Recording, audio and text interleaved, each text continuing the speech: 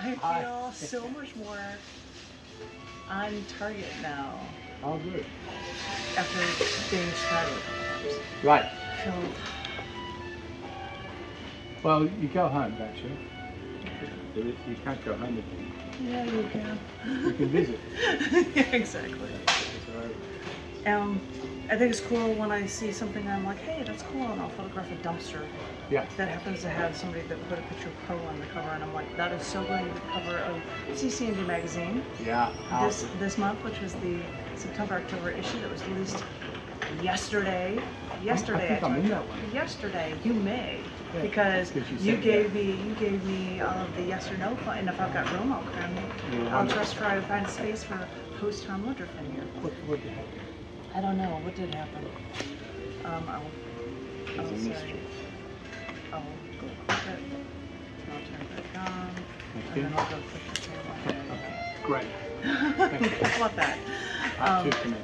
So sometimes you find cool things like that. That was cc&d magazine. This actually has in it a couple of. I'm actually going to turn the volume off on that for you. okay. Just because it seemed very noisy. And it sounds like, you know. Keeps me awake. Does it? Wow. I don't even know it now. It's very important to know that, because you want to get your stuff at this great bookstore. This actually has a couple of Genesis poems in it, and it has 2 haikus in it. So I'm going to read haiku, and then read some of the Genesis poems, and then read another haiku, so that we start and end on a happy little haiku. Who's Genesis? You know, like Bible. Oh, right, Bible. Because this is cc&d is technically called Children, Churches, and Daddies, so I thought that would seem fitting to put some interpretations of the Bible in this every once in a while. So I will start with, I will find you a haiku first. Thank you. I'm looking for 2. This one is called, I'm going to do Ends of the Earth. I would go to the ends of the earth to have you with me once again, my baby, my love. You are my life. Is that a haiku? It's a 3-liner, but it's just nice and short. It's a little Instagram poem, which is why there's a little Instagram image with it as well. Fills up space. It fills up space, yes. That's actually the reason why they fit there. He's learned that if I've got prose, I might as well. I may as well do all 3 of these poems. So we'll have Genesis 1, 2, and 3, and 4. 3 poems. Okay. This one's Genesis 1. Before the beginning, there was nothing. In the beginning, the abundance of everything was trapped into a microscopic speck of nothing and decided to become energy, expand, break free. But there lies the dilemma for the average Joe. Well, wait a minute, you say there was nothing. It's hard. Dilemma. Dilemma. Yeah, not dilemma. This is the dilemma for the average Joe. Good to know. That's what this says here, the dilemma. This is the dilemma for the average Joe. Wait a minute. You say there was nothing. It's hard to imagine, but if there was no space, how does energy expand into nothingness? Ah, now you're starting to understand that all these great minds and saints have been trying to grasp. In the beginning, space was created by the expanding energy. And in the beginning, there was no form. In the vacuum of space, there was no matter. Only when the energy of hydrogen electrons passed through the Higgs field, the trace some of their energy for matter, that's when the void and darkness was given form. Let there be light, and so it came to be, as particles energetically sped away from each other at faster and faster speeds than the human brain can imagine. And as time came to pass, this energy made stars. Let there be more light. Above all the orbiting rocks, let there be firmament, where celestial orbs scattered through the darkened skies, surrounding and circling these stars, as they all spin together to share their cosmic ride through the heavens, expanding farther, faster. As spinning slows and temperatures subside. Let orbiting ice form the sky shallow in the sky shallow water on the celestial orbs. Let there be seas, separated by stone and rock we call dry land. And on this one place that we call earth, with seas separating land, bring forth grass, herb yielding seeds, fruit trees yielding fruit. Time was divided to day and night. Let it be so. A greater light ruled the day, a lesser light ruled the night, and we saw that it was good. Once on the earth, teeming with all the primordial ingredients for life, let there be life, created in the waters, brought forth abundantly, and every living creature will moveth across this land. And now nature could be fruitful and multiply, and so it was, where more was created in its image.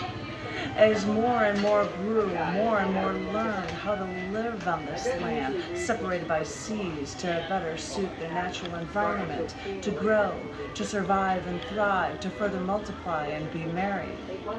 And to the creatures of this blessed earth, they shall have dominion over what they can harness with every green herb for meat. And it was so. Behold, this thing that was made, it was very good. And after all the work and all that was made, rest and appreciate all this great creation, the planets, the rain that falls after humankind tills the soil, breathing into your nostrils the breath of life. You know how Genesis is so speciesist? You know, it really is. It's so, like, had control and dominion over all the animals. Well, it actually, and what is saying that you have dominion over them, and it said, but it also said to use herb for meat. Herb and plant for meat. That's what it says in Genesis. Not to slaughter animals for meat. Which was crazy then by Genesis 4. God was happy that they were killing animals, and so I don't get the juxtaposition. But I talk about that in Genesis 4. It is in this, and I will share that with you after sharing Genesis 2 and 3. Okay, great. His father. Oh, yes, sir. One Lama, he's a priest. 2 Lama, he's a beast. His silk pajama, whatever happened to 3 Lama? Okay. Open All right, that. thank you. Sorry. Just inspired that recall. It was the dilemma, not the dilemma. That's right. Just want to make it clear. That's right. It was the dilemma, not the dilemma. Just so that you know. Silk pajama. Oh, and speaking of, Yes. delving into the Holy Bible, this is Genesis 2 and 3. Right. His father said it was made for him, and we shall be of one flesh. You would think that we would have to be perfect for each other, but when you're alone with only one man, your choices are limited.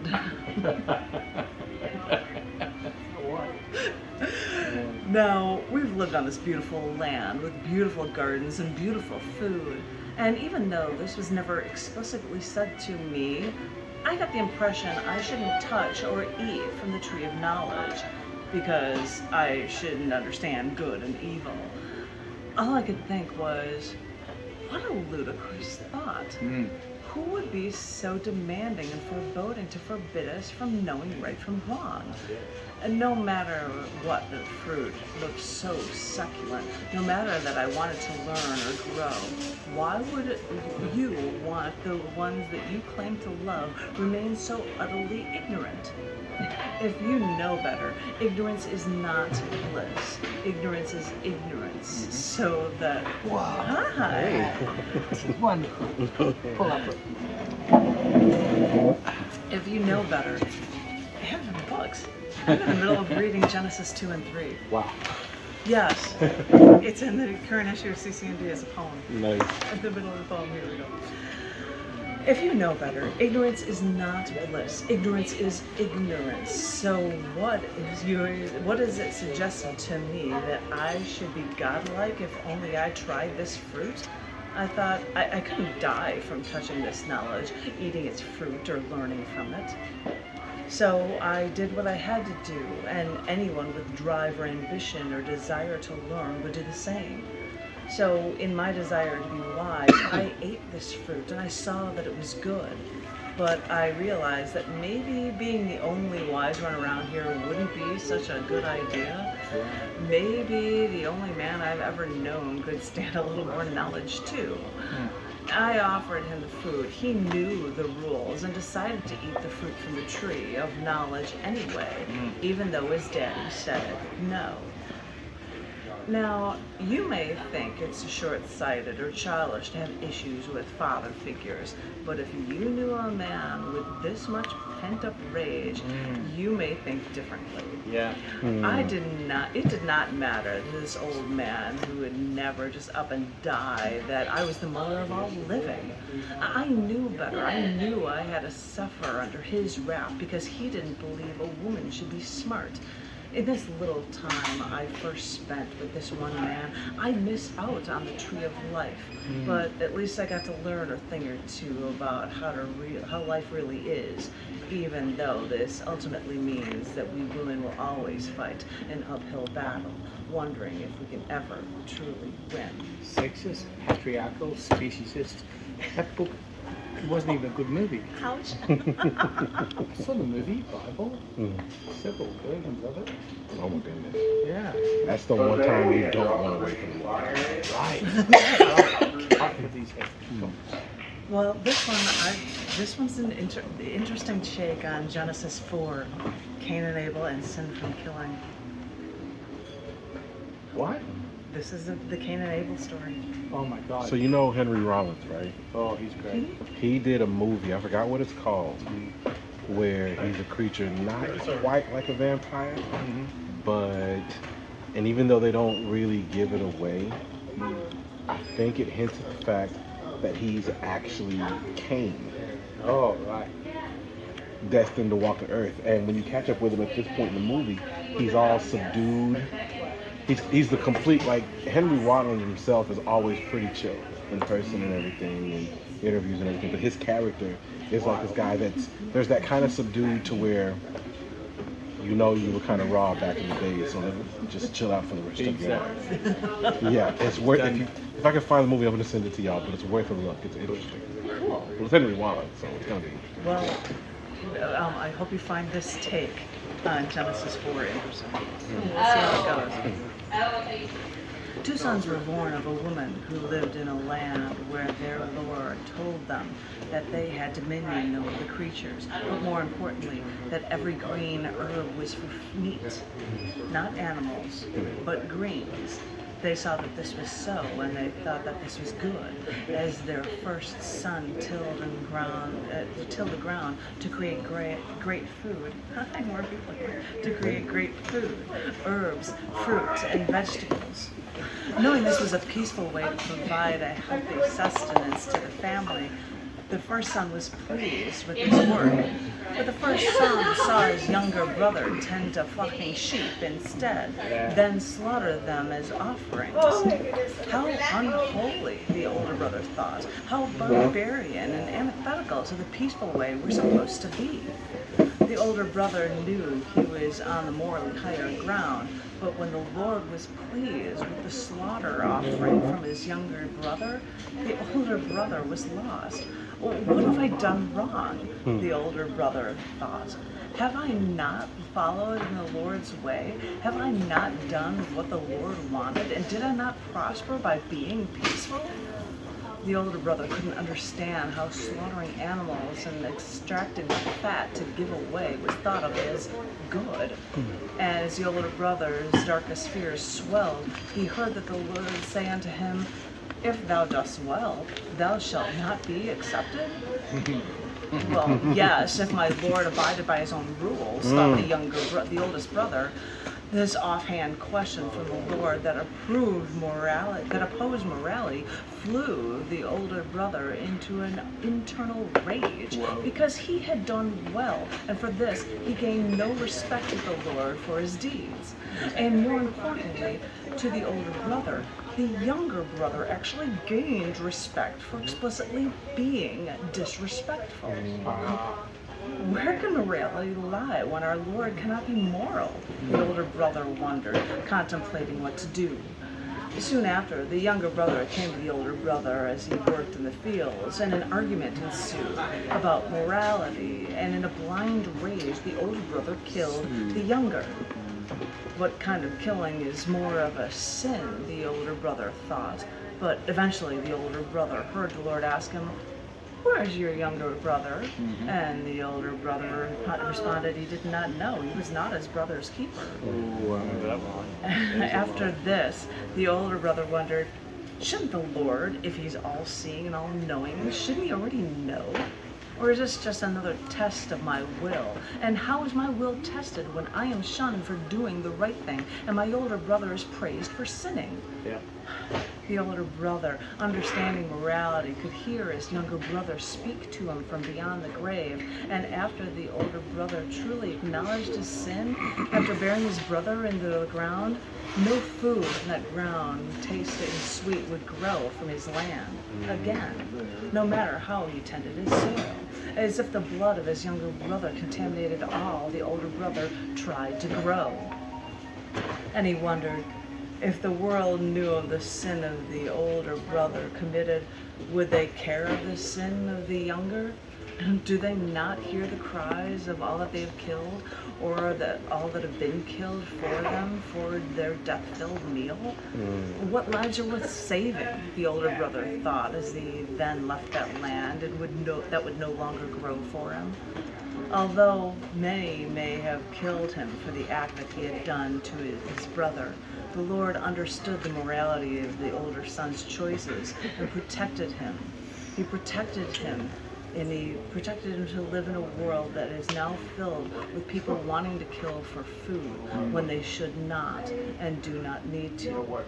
The world the other brother was born into was truly a cruel and uncaring world, and the older brother, after one immoral act, was stuck living in a world where slaughter was eaten at every meal, and violence like this was becoming the norm. And sadly enough, this is the world the oldest brother feared the most.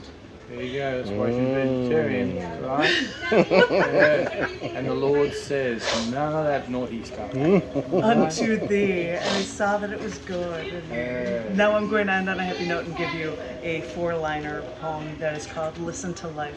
Excellent. Okay, I'm listening. Life teaches you lessons if you learn to listen.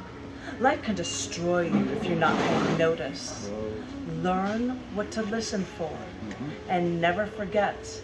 Life can also thrill you if you listen just right. Oh.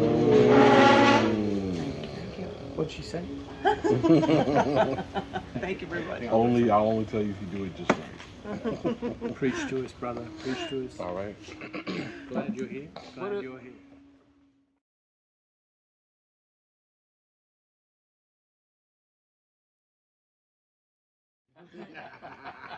You said that the theme was beginning anew, so I'm hoping that brand new issues of magazines and brand new books will be buy. So yesterday, Scars Publications released cc&d magazine, which had a poem cover. It also released Down in the Dirt, which issue is called Climate Change. That's a very ominous cloud. To get you clouds. That's climate change for you, or something. And so I was going to read a few things from this before I go on to something else. And I decided I'm going to read them in the reverse order because I didn't want to. And these are two that are related to a performance art show. And I won't tell you what that's about. This one is it's secret. This one is called Someone Give Me the Answers. My dictionary is older than my schooling. My encyclopedia is older than I am. I've been looking for answers to what I thought were simple questions, and the people who are supposed to be smart don't know what to say. When I regained consciousness, I was given the same meal 3 times a day. I was physically strapped to my bed. No one helped me, even then.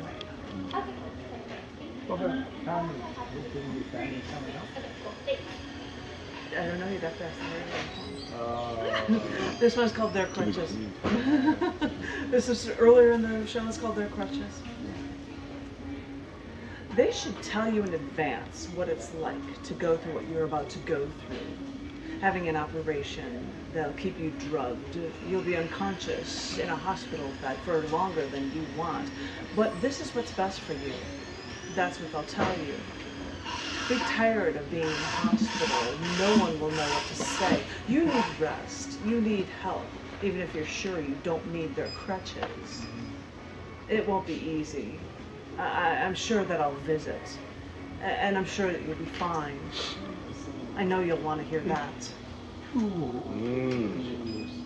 They're performance art pieces, and now I'm just going to make them in a different thing from in the middle of the book. There are two in this one. This is a 2018 edit of a short poem called Touch. The lust, the craving, the longing, the yearning. Their eyes are fixed in a trance-like gaze. The passion, the obsession, the heat, the fire. Hearts quicken, their breaths become a pant. They cannot hold back. He touches her. That's all it is in that one. And a little one in the end of this one, which has a little picture in it, which reminds me that this poem that's in here called Explosive Energy, which has a little picture in it, is also in this book, which is just released in the past month and a half, called Pheromemes. Pheromemes is not a word, but if you're attracted to somebody's pheromones, you might be attracted to somebody's memes.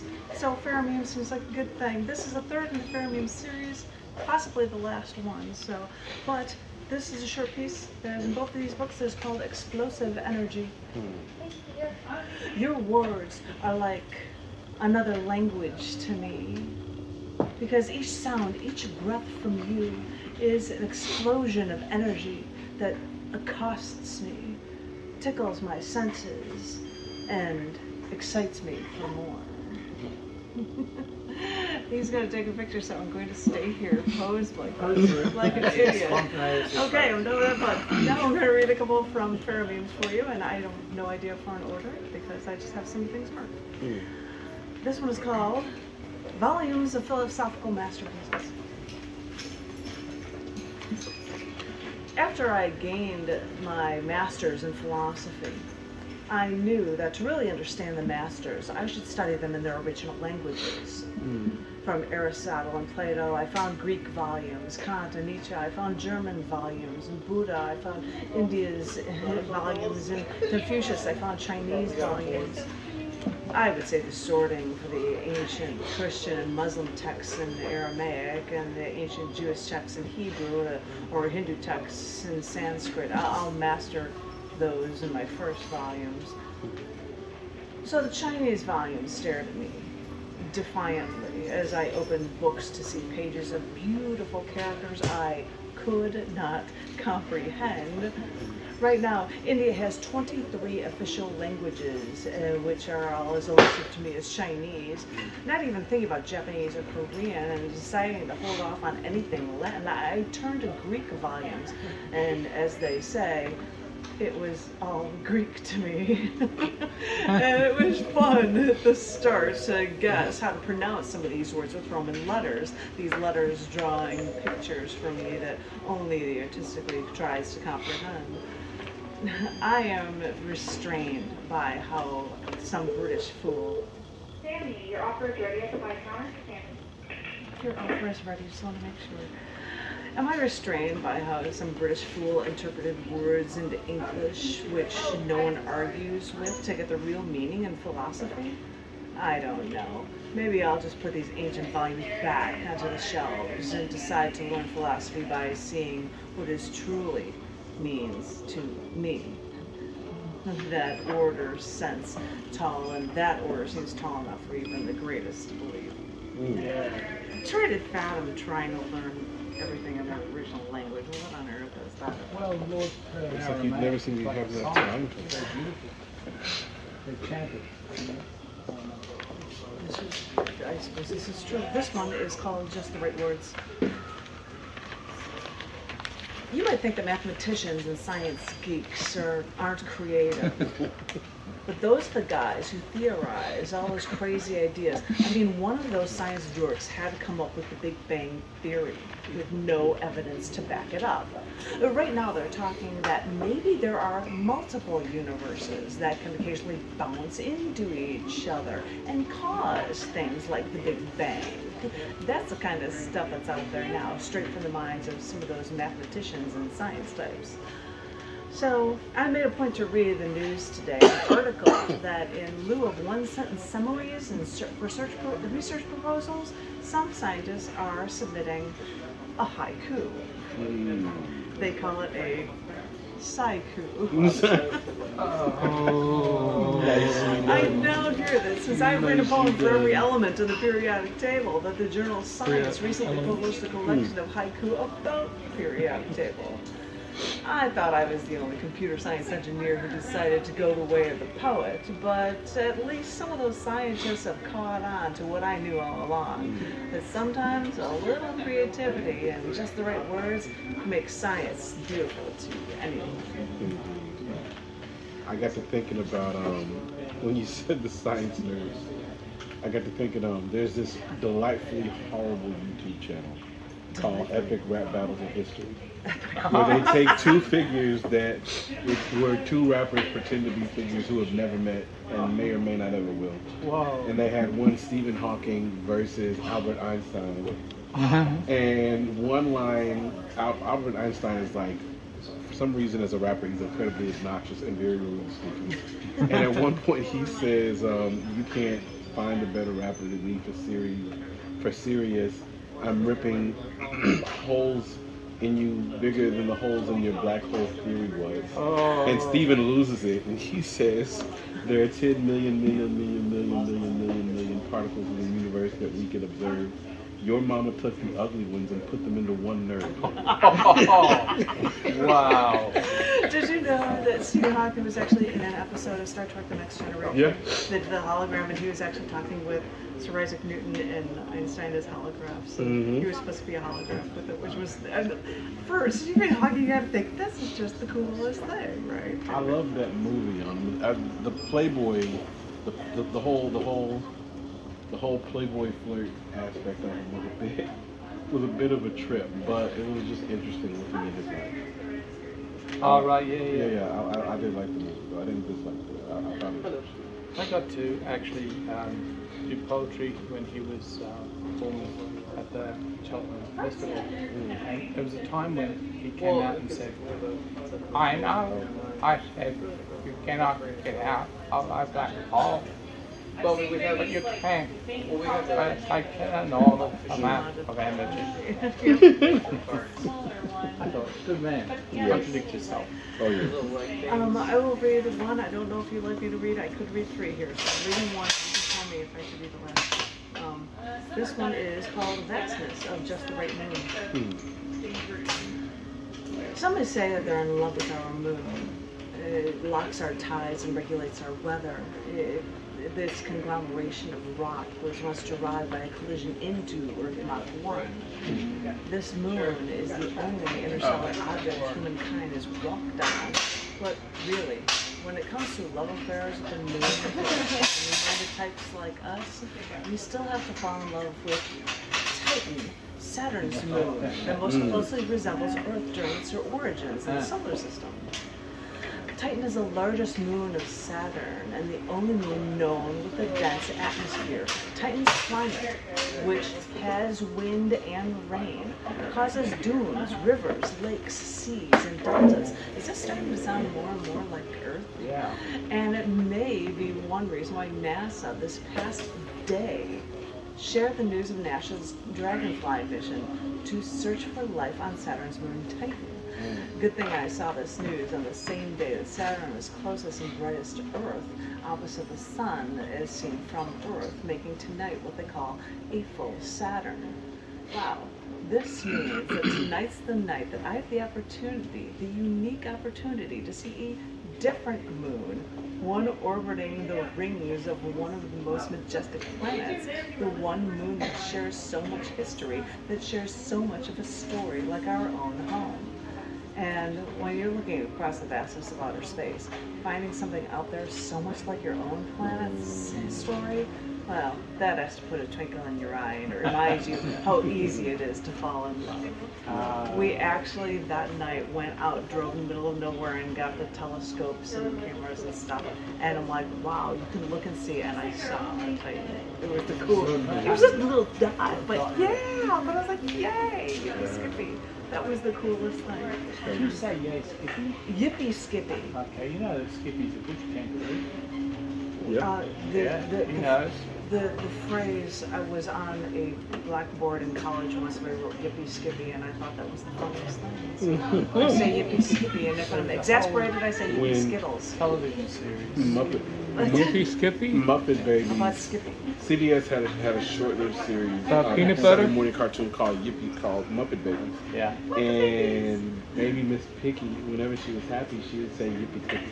Oh, there you go. Yeah. I don't know if you would like me to read it to, or it is your call. Because I have two that are about, after hearing about the Notre Dame. And that was what I was going to share. And then I will find them for you. And they, Yeah, nope. I think so. although they're working on photography and 3D rendering and very modern stuff to try to recreate it. They already had that. Yep, and they had the images from before. Yeah. Anyway, both of these poems are poems that start with the letter X. This is called Zeistes to Foundation. The shock comes from the suddenness and the certainty when something loved for years, always a constant, is suddenly destroyed so quickly, so succinctly, so completely. You thought you did everything you could to stop this. You thought the entire world did everything in their power to make sure nothing like this would ever happen. And yet, here we are. You sit in shock from far too far away to make a difference and watch the new mindset of instant recollection to force down your throat the instantaneous news that is killing you to live through. Thousands of lifetimes and stories are lost in one unplanned, unintentional act. Now face the loss that no one expected, the loss that we couldn't even imagine. Everything from the foundation to the Zeistes has collapsed as you wonder what within you has collapsed too. Whether you want to worship, want to admire, or want to remember, it's now gone forever. And your first battle is to cope with it, to let the shock wear away until you can begin to grieve. You went to Notre Dame, didn't you? Yeah. Yep. And I he'll just put photos to talk about it. Anyway, this one is called Xeristic Flames. Once in France's history, the Catholic Church and the Notre Dame reigned supreme. Catholicism was a state religion, and they collected heavy tithes from all people's incomes without the church paying a dime. So during the French Revolution in the 1790s, revolutionaries looted the Notre Dame, saying that it wasn't even a church at all. And even as they tried to remove the cathedral church from France, the Notre Dame survived.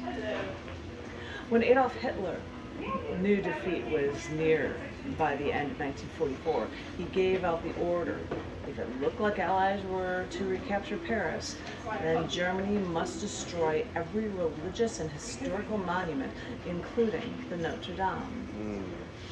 But without the manpower or the munitions, German military in Paris could not abide by this telegram telling them to leave all of Paris in complete rubble.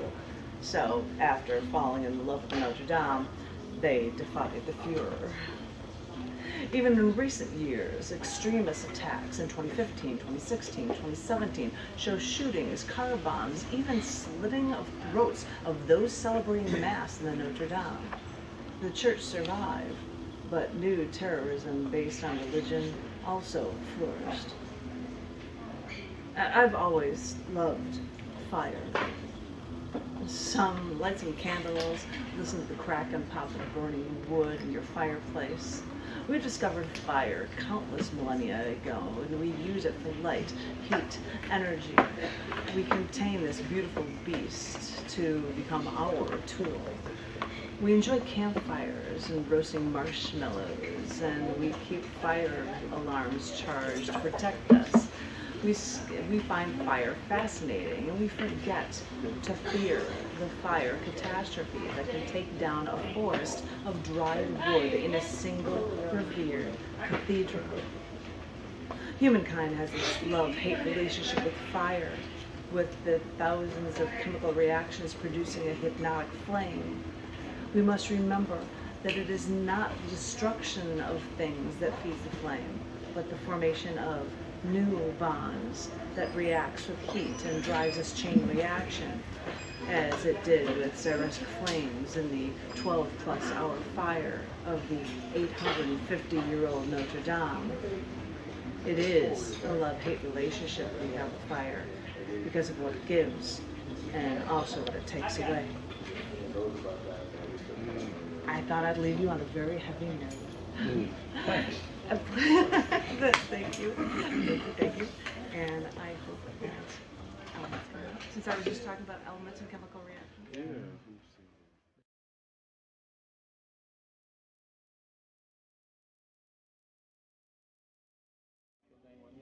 You're talking about weird politics stuff. Because I've been writing things every day, I look for events and holidays, and so I've been writing so many that we said, let's make 2 volumes out of it. So the first one's just done for every event of the year, and I'm going to pick some odd holidays for you.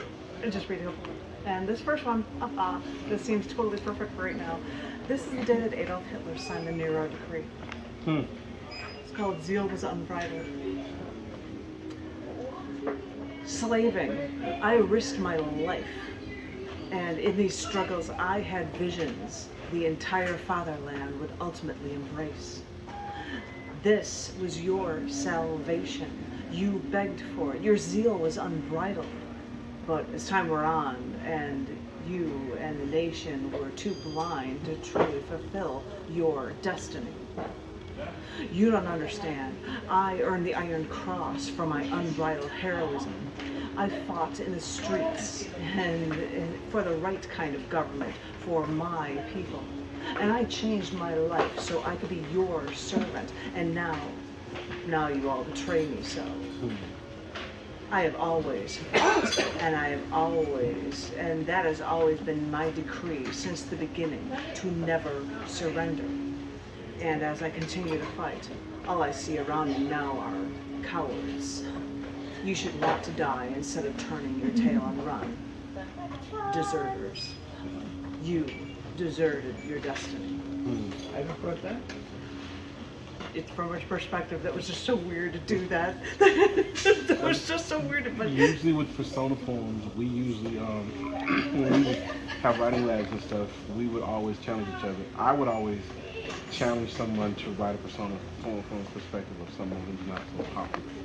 Oh, Like yeah. one of my good friends, Donnie Rose, he did a persona poem from the perspective of George Zimmerman. Wow. oh, Whoa.